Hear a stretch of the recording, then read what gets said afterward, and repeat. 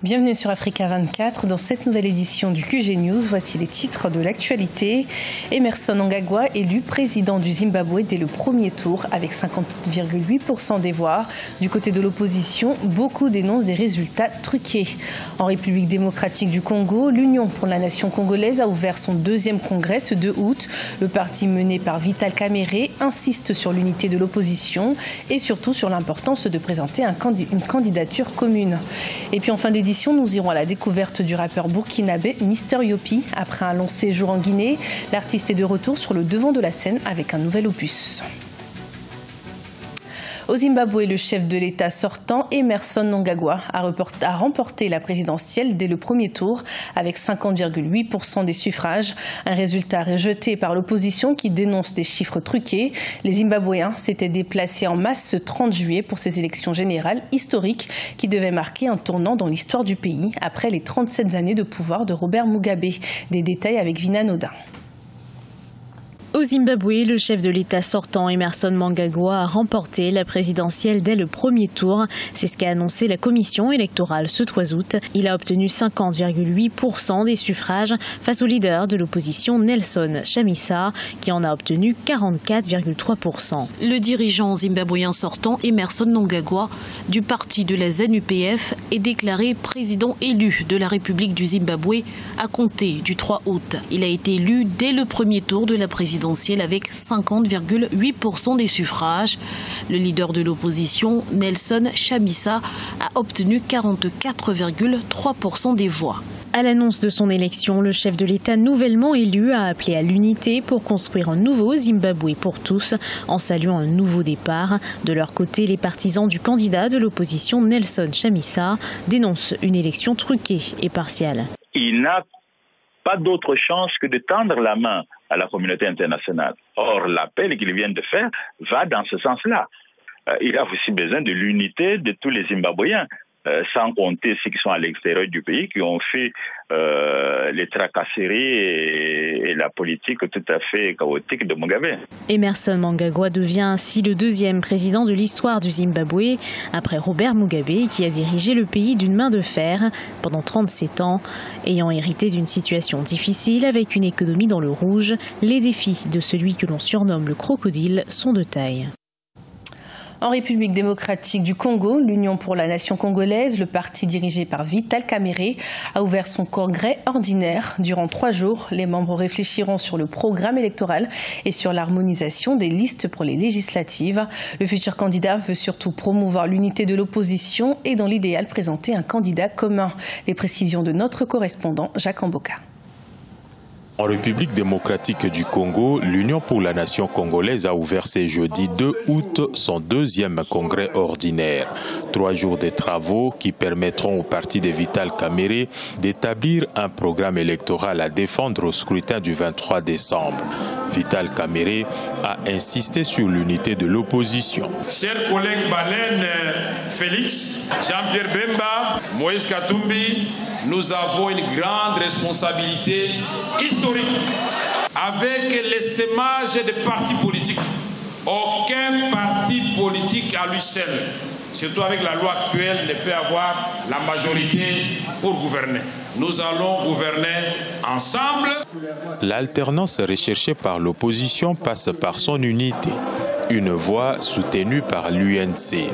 La présence au Congrès des différents leaders de l'opposition, dont Félix Tshisekedi et Eve Bazaïba, en dit beaucoup.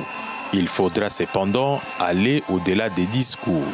Et nous avons tous réitéré cette forte détermination d'avoir un candidat commun. Le mot d'ordre, c'est d'être flexible.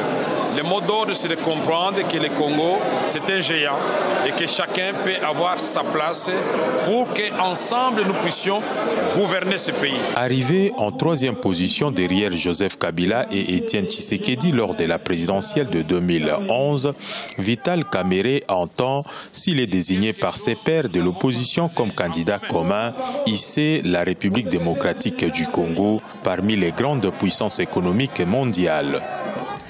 Et toujours en République démocratique du Congo, Moïse Katumbi, l'autre candidat de l'opposition, serait en route vers la ville congolaise de Kasumbalesa, à la frontière avec la Zambie. L'homme d'affaires est pourtant toujours interdit d'entrer sur le territoire. Les autorités de Lubumbashi ont ainsi refusé de voir son avion atterrir dans la ville. Pour rappel, Moïse Katumbi envisage de rentrer en RDC dans le but de se présenter à l'élection présidentielle de décembre 2018. Modifier la Constitution afin d'accélérer l'expropriation des terres sans compensation.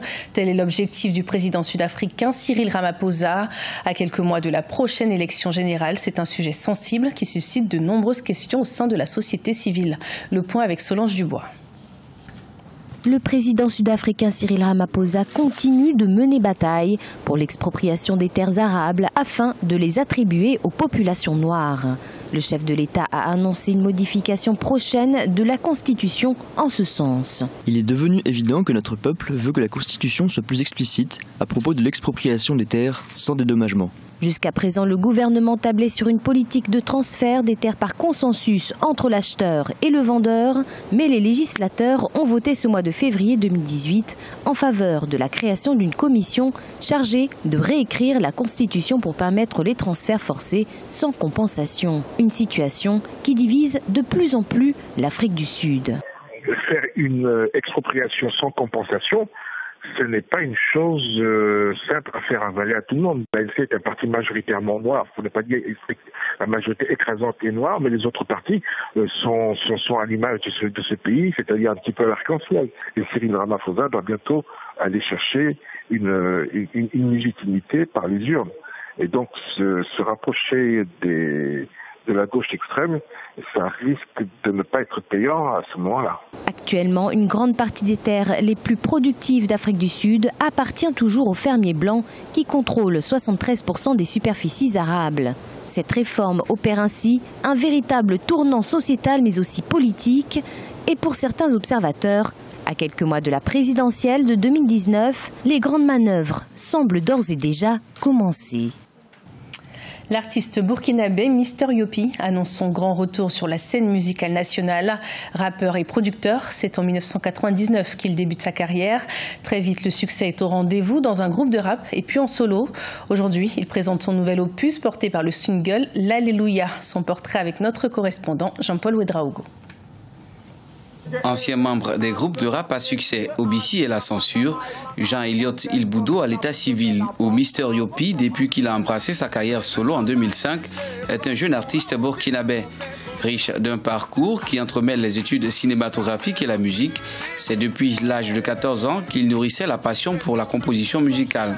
J'ai toujours eu l'envie de mettre en avant la musique du terroir. Donc c'est un univers constitué de la musique d'Ozo, la musique des chasseurs et le warba. Donc c'est toujours ce que j'essaie de travailler dans mes compositions. C'est en 1999 qu'il a fait ses armes en posant notamment sur la première compile de rap burkinabé Face aux Connexions. En 2003, soit 4 ans plus tard, il est élu meilleur rappeur au Burkina Rap Awards. S'enchaînent alors de nombreuses scènes au plan national et international avec les albums Ma Musique et Kabébafi. Puis en 2018, alors qu'il s'était longtemps établi en Guinée, il est de retour au Burkina Faso avec dans ses valises un nouvel album dont est extrait le single baptisé L'Alléluia. Aujourd'hui, voilà, j'ai évolué. Ma manière d'évoluer, c'est de passer au gospel, c'est d'affirmer ma foi à travers la musique que je fais, tout en restant toujours engagé. Avec à son actif un répertoire composé au total d'une centaine de titres, l'artiste se dit satisfait de sa carrière qui décolle à peine. Entouré d'une équipe, il fait également dans la production audiovisuelle et est à ce titre le producteur de la série télé Alima ou le rêve brisé, racheté et diffusé par le groupe Canal. Ce journal a été préparé par l'ensemble de la rédaction. Merci de nous avoir suivis. Retrouvez dans un instant une nouvelle édition de l'information sur Africa 24.